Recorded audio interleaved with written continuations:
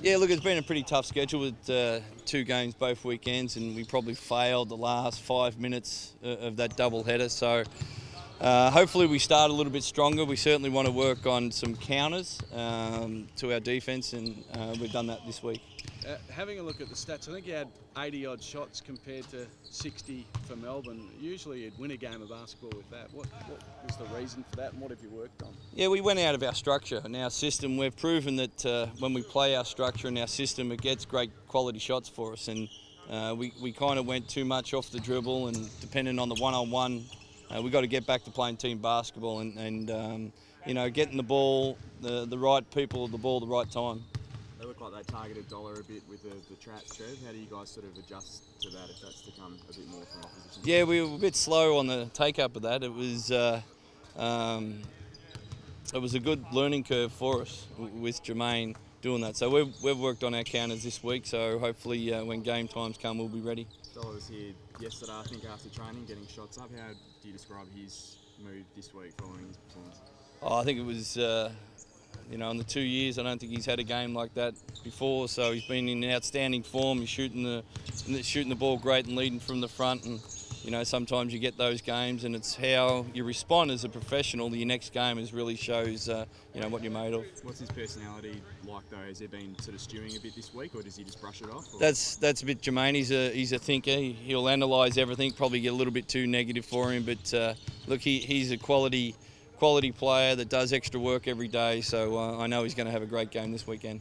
It is, as you said, a bit of a learning curve with new players and that. Is there anyone that's standing out to you at this point, though, as a star player? I think probably Matty Knight's been really good the last 3 weeks. He's been really aggressive, and we did a mistake. He got, I think, 16 points in the first half against Melbourne, and he never touched the ball.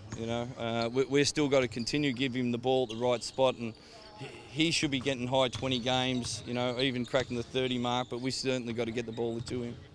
Cairns' record against Perth's pretty good. I think they've won the last 2 times, a couple in overtime as well here in Perth. How dangerous are they after their start, and then they dipped a little bit for 3 games? Yeah, look, they're very talented.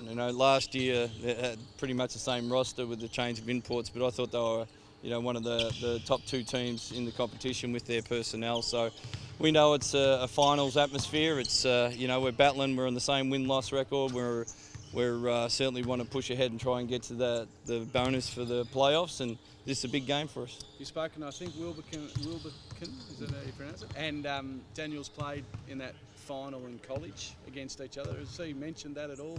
I just picked his brains about it now. So yeah, it was. He's a first-class player, very, very smart point guard.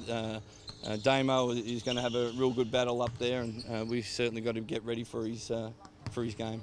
Ernest Ross has lost about 10 kilos, I hear. Are you happy with the progress that he's made? Yeah, and he's quicker, and he actually can jump and dunk the ball these days. So it's, Ernest is been good for us. So, he's playing that particular role, coming off the bench to be the facilitator out there and a great defender. So, he's going to get some time this weekend against some good shooters. A lot more work to do, though, with him? Or?